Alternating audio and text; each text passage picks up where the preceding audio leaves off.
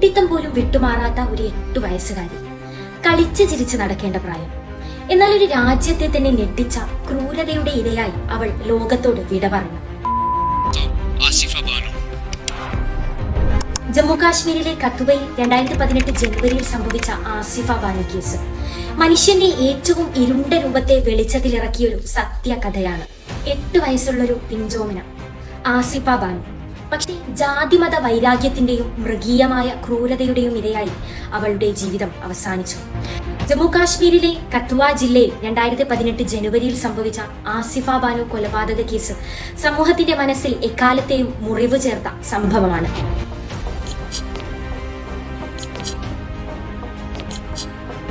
ആസിഫ ബാനു ഒരു ബാക്കർവാൾ മുസ്ലിം കുടുംബത്തിലെ കുട്ടിയായിരുന്നു.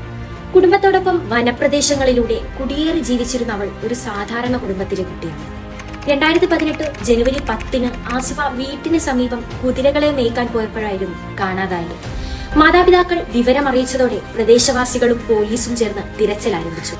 ആസിഫയെ ഗൂഢാലോചന പ്രകാരം ക്ഷേത്രത്തിനുള്ളിലെ മുറിയിലേക്ക് കൊണ്ടുപോയി അവിടെ ദിവസങ്ങളോളം തടവിലാക്കി, മയക്കുമരുന്നുകൾ നൽകി ബോധരഹിതയാക്കി, പലവട്ടം ലൈംഗികാതിക്രമങ്ങൾക്കിരയാക്കി.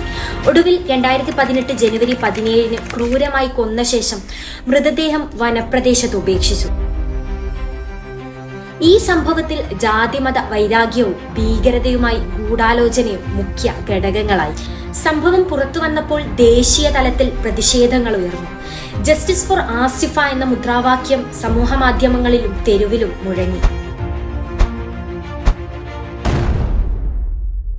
സമൂഹത്തിന്റെ പല ഭാഗങ്ങളിലും കുട്ടികളുടെ സുരക്ഷയെക്കുറിച്ചുള്ള ചർച്ചകൾ വലിയ തോതിൽ ഉയർന്നു.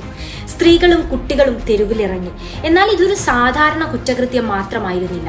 ജാതിമത വൈരാഗ്യത്തിന്റെയും പ്രാദേശിക വൈഷമ്യത്തിന്റെയും ഇരയായി ഒരു കുഞ്ഞിനെ തെരഞ്ഞെടുത്തു കൊലപ്പെടുത്തിയ ഗൂഢാലോചനയായിരുന്നു ഇത്.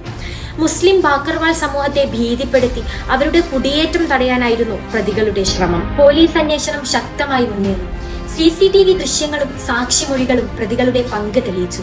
ഫോറൻസിക് പരിശോധനയിൽ DNA മാച്ചിംഗ്, പോസ്റ്റ്മോർട്ടം റിപ്പോർട്ടുകൾ, വസ്ത്രങ്ങളിൽ നിന്നുള്ള തെളിവുകൾ എന്നിവ കേസിന്റെ നിർണായക ഭാഗങ്ങളായി. 3 മാസത്തിനുള്ളിൽ ചാർജ് ഷീറ്റും സമർപ്പിച്ചു. 2019 പത്താൻകോട്ട് പ്രത്യേക പോക്സോ കോടതി വിചാരണ ആരംഭിച്ചു. 3 പ്രധാന പ്രതികൾക്ക് ജീവപര്യന്തം തടവും മറ്റു 3 പ്രതികൾക്ക് 5 വർഷം തടവും വിധിച്ചു. നിയമമനുസരിച്ച് റയറസ്റ്റ് ഓഫ് റയർ പ്രിൻസിപ്പിൾ ഇവിടെ നീതിപൂർണമായി ബാധകമാണ്. അതായത് വളരെ അപൂർവമായ ക്രൂരതയും സമൂഹത്തെ ഭീതിയിലാഴ്ത്തുന്ന കുറ്റകൃത്യം സംഭവിച്ചാൽ മാത്രമേ ജീവപര്യന്തം ശിക്ഷ വിധിക്കാൻ അനുവദിക്കുകയുള്ളൂ എന്നാണ് ഇതിന്റെ അർത്ഥം. കേസിൽ പ്രതികൾ ക്രൂരമായി ഗൂഢാലോചന നടത്തുകയും ഒരു 8 വയസ്സുകാരിയെ ദിവസങ്ങളോളം തടവിലാക്കി അതിക്രൂരമായി ലൈംഗികാതിക്രമങ്ങൾക്ക് ഇരയാക്കുകയും ചെയ്തു. അതിനാൽ കോടതി ഇവർക്ക് ഏറ്റവും കഠിന ശിക്ഷ തന്നെ നൽകി. കുട്ടികളുടെ സുരക്ഷ വേണ്ടത്ര ഉറപ്പാക്കണമെന്നതും ക്രൂരതയ്ക്ക് നിയമം കഠിനമായി പ്രതികരിക്കുമെന്നതുമാണ് ഇതിൽ നിന്നും ലഭിക്കുന്ന പാഠം. ഇപ്പോൾ കേസ് സുപ്രീം കോടതിയുടെ പരിഗണനയിൽ തുടരുകയാണ്. പ്രതികൾ അപ്പീൽ നൽകിയിട്ടുണ്ട്. പോലീസും കോടതികളും കേസിലെ രേഖകളും തെളിവുകളും വിശദമായി പരിശോധിച്ചിട്ടുണ്ട്. എന്നാൽ ആസിഫയുടെ കുടുംബം ഇപ്പോഴും പ്രതികൾക്ക് പരമാവധി ശിക്ഷ, പ്രത്യേകിച്ച് മരണശിക്ഷ ആവശ്യപ്പെടുകയാണ്. ഈ കേസിലൂടെ പോക്സോ നിയമത്തിന്റെ പ്രാബല്യവും ബാലസുരക്ഷാ നിയമങ്ങളുടെ ഗൗരവവും വീണ്ടും സംസ്ഥാനത്തും രാജ്യത്തും ശ്രദ്ധിക്കപ്പെടുകയുണ്ടായി. ആസിഫ ബാനുവിന്റെ ചെറുജീവിതം ക്രൂരതയിൽ അവസാനിച്ചെങ്കിലും അവളുടെ കഥ നമ്മോട് ഒരു വലിയ സന്ദേശം പറയുന്നുണ്ട്. ഒരു കുഞ്ഞിന് പോലും സുരക്ഷിതത്വം ലഭിക്കാത്ത സമൂഹം വാസ്തവത്തിൽ സുരക്ഷിതമല്ല. കുട്ടികളുടെ ജീവൻ സംരക്ഷിക്കുന്നത് മാത്രമല്ല, അവരുടെ അവകാശങ്ങൾ പാലിക്കുന്നതും നമ്മുടെ സാമൂഹിക നിയമപരമായ ഉത്തരവാദിത്തത്തിന്റെ ഭാഗമാണ്. ഈ സംഭവത്തിലൂടെ വ്യക്തമാകുന്നത് കുട്ടികളുടെ സുരക്ഷ ഉറപ്പാക്കാൻ നിയമങ്ങൾ മാത്രം പോരാ.